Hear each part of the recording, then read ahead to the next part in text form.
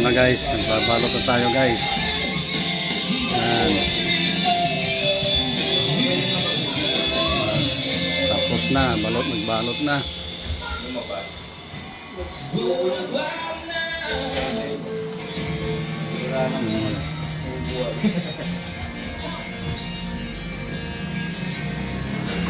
Yan, dito na guys.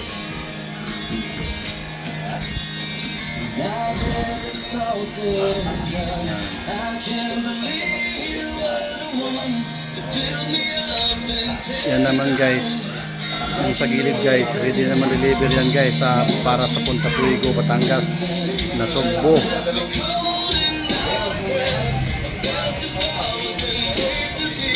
Yan.